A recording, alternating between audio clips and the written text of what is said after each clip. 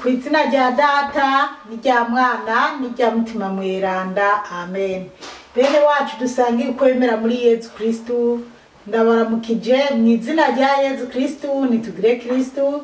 Dusabikanye ijambo ry'Imana dusanga muri Bibiliya mu Njiri ya Yohani ku kigabane cyaho cy'umunani kuva ku karongo ka 12 kugeza ku ka 20.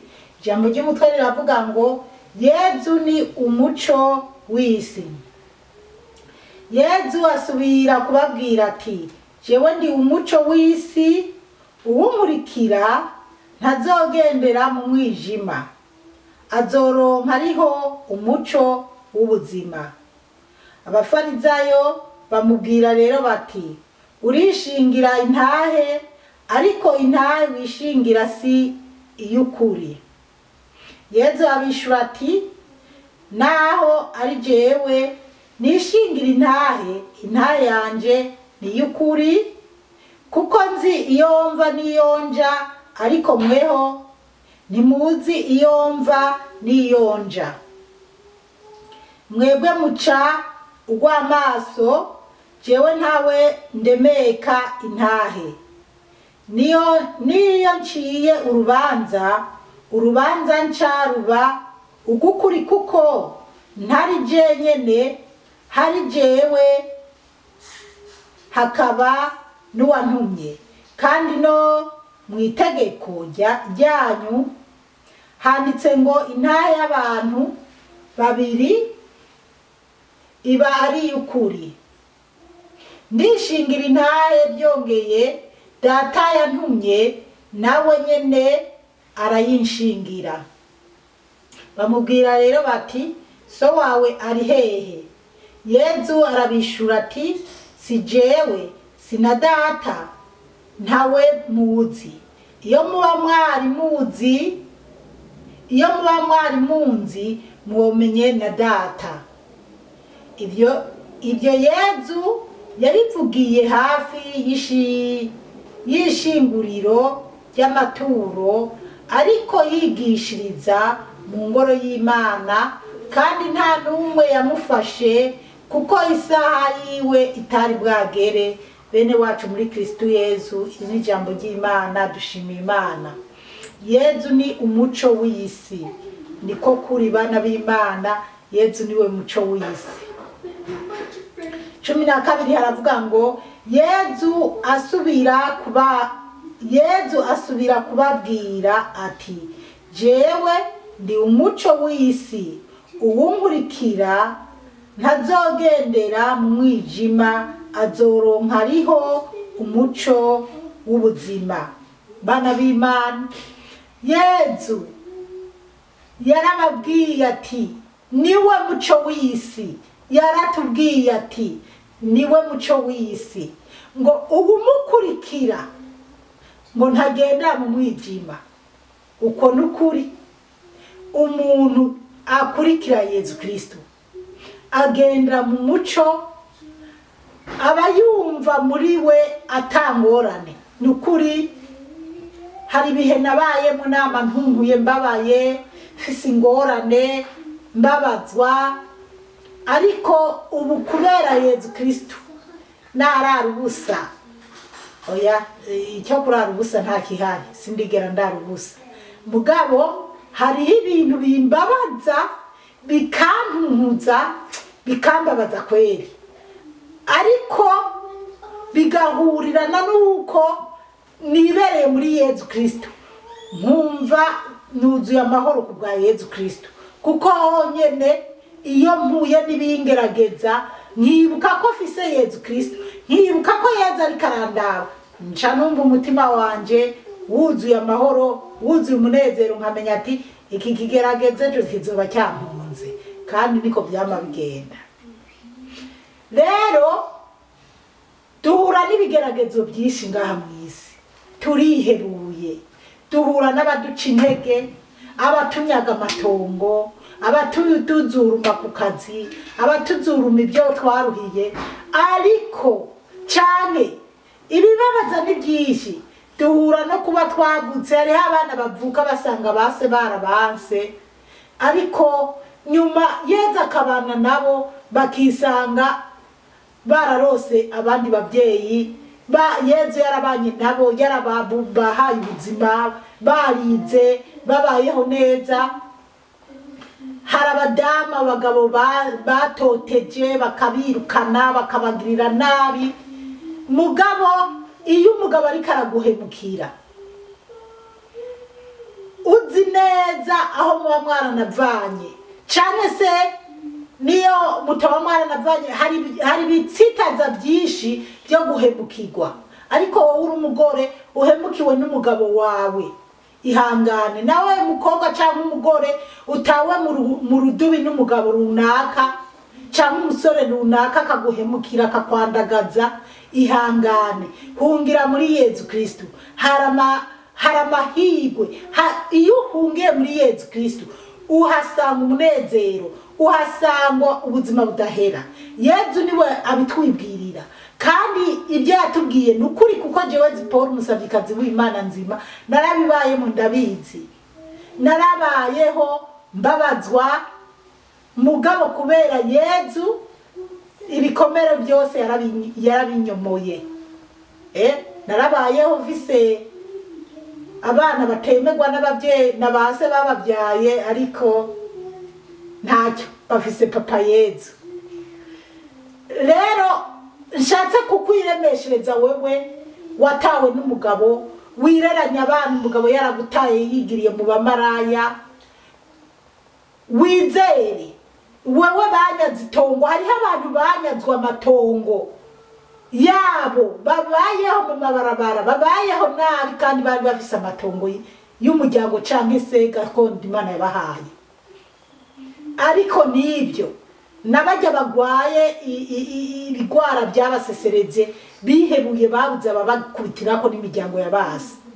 Nibyo Yezu niwe muco wisi, umuhungiyeko arakuboneshereza mu bugwayi bwawe uba amahoro. Hari uwo kumva avuga turya mugore nuko akomeye ameze neza. No, jewe naragwaye kanseri, jewe naragwaye diabete, jewe naragwaye ibigwara byinshi bitandukanye, mugabo kumenyana na Yezu ibyo byose nta ngorane binteye. Kubera iki? Kubera Yezu. Narahuye n'ibigeragezo byo kubabazwa kubera Yezu. Nuba rubu narababajwe n'ibintu bimwe na bimwe mu bikorwa nagiye ndakora, ariko kubera Yezu navuze nti nyimba banzurumye ibi nakazi kabo Yezu arabibonera. Hari gihe Yezu azobibariza nkumva nduzuye amahoro, nkamenya Yezu nahemukiwe ariko ni wowe muco wanje, nkumva nakazi kabo nibagendere mu mwijima, jereka nibandanirize n'umuco wo muri Yezu Kristo. Rero nshuti yanje, wowe wihebuye, wowe wababaye, wowe ibyisi byose byakuguye ko n'umuryango ukagera aho ukwanka, umuco w'ukuri ni Yezu Kristo. Ja muri Yezu Kristo akuboneshereze, niwe muco w'isi, kandi niwamara kugendera muri Yezu Kristo akakumurikira ukamwemerera, uzobandanya muri uwo muco kugera aho uzopfira ngaha mu isi, ukagenda kwibanira na Yezu Kristo atabigeragezo bigutera. Reka tujya kuri Gaza 13 bavuga ngo abafarizayo bamubwira rero bati urishingira intahe, ariko intahe wishingira si iy'ukuri. Abafarizayo baramupinga kuko yivugiye ko ari umuco w'isi ari wo muco w'ukuri. Abafarizayo ati wewe kuki wishingira intahe y'ubufindo y'amafyefya itari y'ukuri? Ariko Yezu ni yari arashinga intahe itari y'ukuri, yari arashinga intahe y'ukuri. Kandi nikimenyamenya nuba abo bafarizayo baracyategereje Yezu wundi azoza, ntibaremera ko Yezu Kristo ari we yaje. Imana yo mu ijuru dutabare cyane. Kandi Yezu nawe yivugiye ngo ndagushima dawe ngo kuko ibi bintu wabihishuriye ibitazi mukabihisha abanyabwenge. Bajya abafarizayo n'abasadukayo nibo bari bakwiye kumenya Yezu imbere y'igiho bakamutushikanako, ariko dushime Yezu yarakwiye mu isi yose, niwe muco w'isi yose.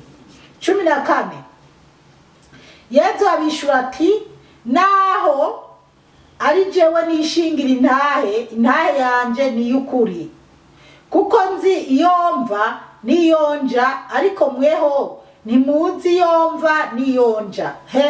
Yezu yababwiye ati ndi jewe nka Yezu Kristo ndishingira intahe kuko ndiyizi kuko niko kuri ngo ndazi yomva. Yezu nyene arazi ko ava mwijuru, arazi nyene yagiye mu nda ya Bikira Mariya, arazi nyene yapfutse, arazi ukuri kose, arazi cyamuzanye. We aravuga ati jewe ndishingira intahe ndiyizi, ndazi yomva, ndazi niyo niko ndaja kuko yapfuye mwijuru azi neza ko aje kugira ashira abantu kwisi ku murongo mwiza, kuba bishaka bazobane mu bwami bw'ijuru, kuba atabishaka nabo kwa Satani gihonomo. Ibyo rero nibitangaje, uwo ari we wese yomenya ati icyakuye uyu mugabo mwijuru akaza mwisi akemera kanabambwa. Nyimba kera kuri Nowa Imana yaravuze bakanka kumva kugeza aho Imana batigiza akarokoka ifamili imwe ya Nowa gusa. Hanyuma Imana ikongera igatikiza Sodoma na Gomora hakarokoka bo kwa Loti gusa. Mbega nshuti yanje, wibaza ko Yezu yarinze ava mwijuru akaremera akamanirwa ku musaraba, ubu yoza azorokoka amafamili angahe? Raba rero mu mafamili azorokoka kuzoburimo. Jewe Paul umusabyikazi w'Imana nzima ndazi nzoba ndimwo kuko ibyo nama ndabivuga. Yezu yarabimpijuriye atwaye ishengero nanje ndimo, ariko icyo ashatse kukubwira nuko nabonye yajanye abantu bake cyane. Benshi mwisi basigaye batunguye bababaye, mbega ibintu by'amahano. Iyo ndiko nabitekereza ndaraba abantu bo muri iki gihe nkavuga ati mbega Mana, uko Yezu yokubita inzamba byogenda kumwe nabibonye. Rero uko biri kose raba wumve ko ese koko wo buri muri abo bimirije kujanwa na Yezu Kristo bari bake, ariko twaragakundi kabisa tumukikuje. Irabire rero kugira nawe uzobe muri abo bazoba bari kumwe na Yezu niyakubita inzamba. Iyo niyumviriye abagiye kuri Nowa, abarokotse kuri Nowa, nkiyumvira abarokotse kuri Sodoma na Gomora, nkaca niyumvira nabo Yezu yajanye. Ntibyoroshe nshuti yanje, reka kwishinga ibi bintu by'ibihenda amaso ngaha mwisi.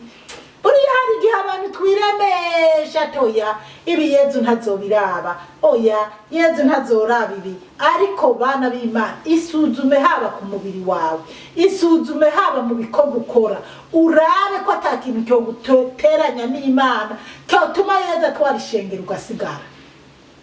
Kandi watonda kwa Mungu mu isengero, cyangwa se watonda kuwa gatanu mu musigiti, watonda kuwa gatandatu mu kwisabato, aho ni nka kuvuga abadivaniste, kubera ishengero ryose ririmo umugeni wa Yezu Kristo. Kuko narigeze kubabwira ingene Yezu Kristo yankoresheje ku Bayisilamu, nkumva ngize n'ubwoba nkavuga ati Yezu kwari nze gufasha Abasilamu n'ukuntu bakwanga. Yezu uti mwana wanje sinakubwiye ko umugeni wanje atari dini?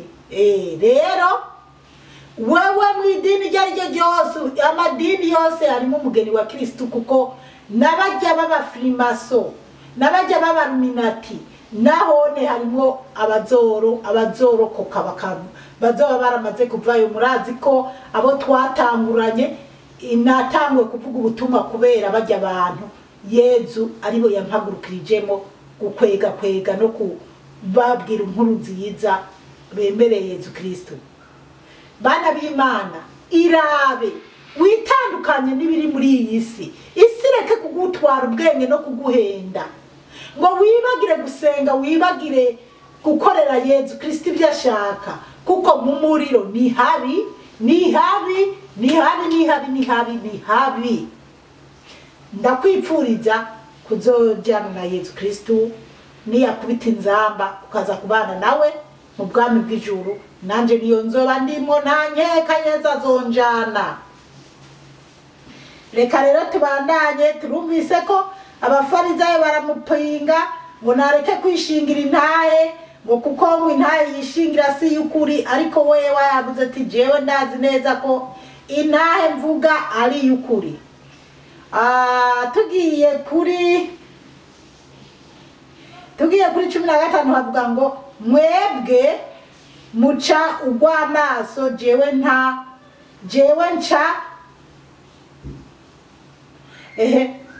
mwebwe muca ugw'amaso jewe ntawe ndemeka intahe. Yesu yarababwiye ati abo bafarizayo baca ugw'amaso babesha baci. Murabizi imanza z'ubu haba mu Burundi haba mu Rwanda haba Tanzania, mbega imanza zo kw'isi yose bana b'Imana. Yesu ahabwa icyubahiro kuko nanje narabonye imanza zo ngaha.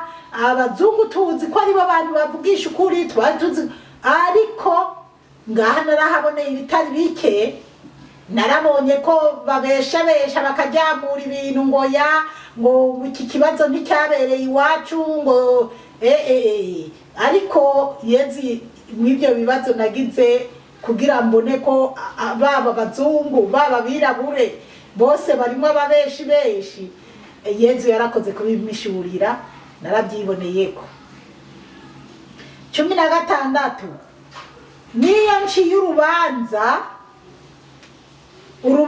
nca ruba gukuri, kuko ntari jenyene hari jewe hakaba n'uwantumye. Ngo urubanza nca n'ugukuri, ngo kuko wewe aca urubanza ariwe n'uwamutumye. Ngo no kuvuga ubutatu bweranda, Imana Data, Imana Mwana, Imana Mutima Mweranda. Yesu aca urubanza gukuri. Twige guca imanza z'ukuri, tureke kuba indyarya. Abatunzi benshi muri iki gihe abacamanza baca imanza za ngondagonde, barabesha bakajyaga ipfubyi. Noneho naho utojyaga ipfubyi n'umupfakazi, guca urubanza naho ubona ati ujya n'umubose ntacyo, reka tubikomere uwo mukene. Ibyo byose ni icyaha, kuko Bibiliya itubwira ati uca urubanza nk'uko rukwiye utaravye ngo n'umukene canke n'umukire.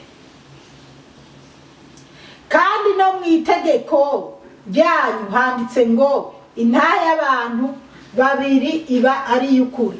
Yesu arababwira ngo mu itegeko ryanyu, mu itegeko ry'abantu, kandi mu isi nyene kenshi niko bimeze, ngo intahe y'abantu babiri ni y'ukuri.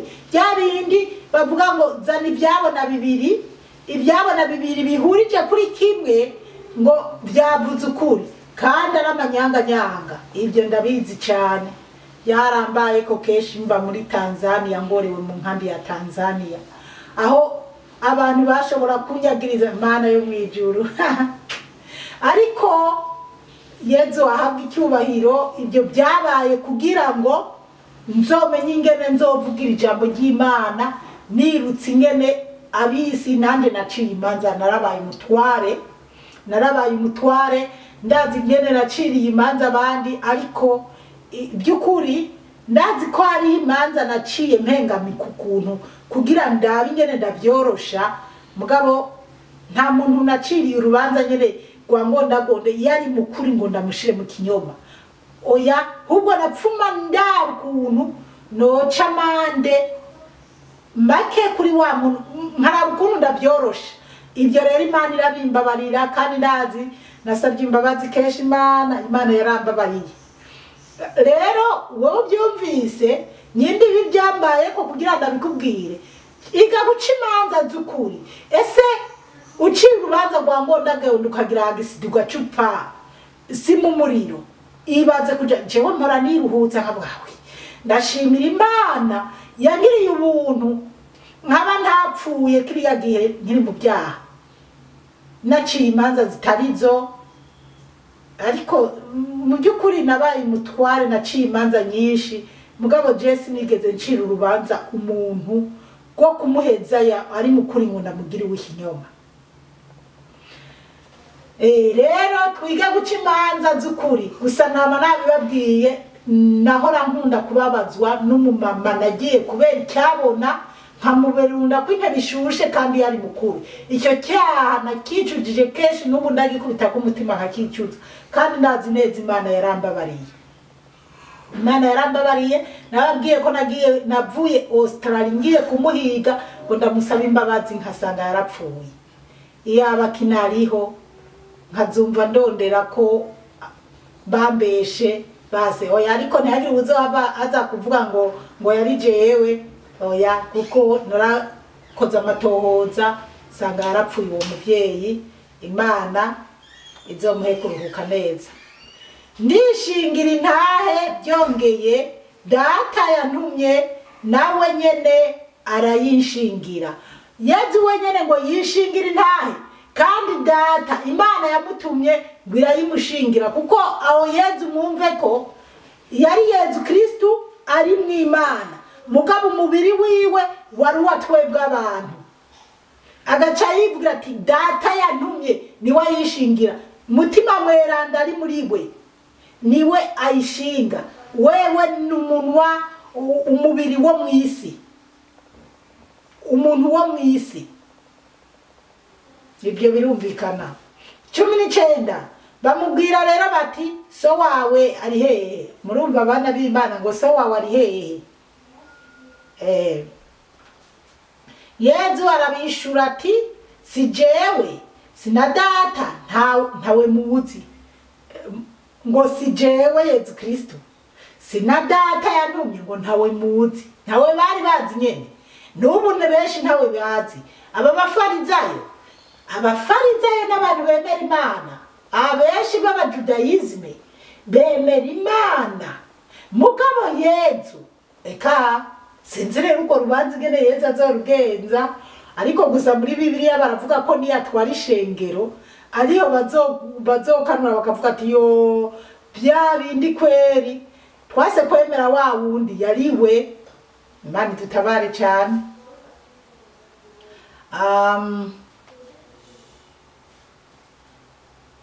Iyo muba mwari muzi murantunga gato. Iyo muba mwari muzi mwomenye na data. Muyo baba bari bamuzi ngo bomenye na se. Reka dusubire inyuma gato. Yezu arabishura ati si jewe sina data ntawe muzi. Iyo muba mwari munzi mwomenye na data. Arababwira ati iyo jewe munanzi muba muzi na data. 20 havuga ngo ibyo Yezu yabivugiye hafi ibyo Yezu yabivugiye hafi y'ishinguriro ry'amaturo ariko yishinguriro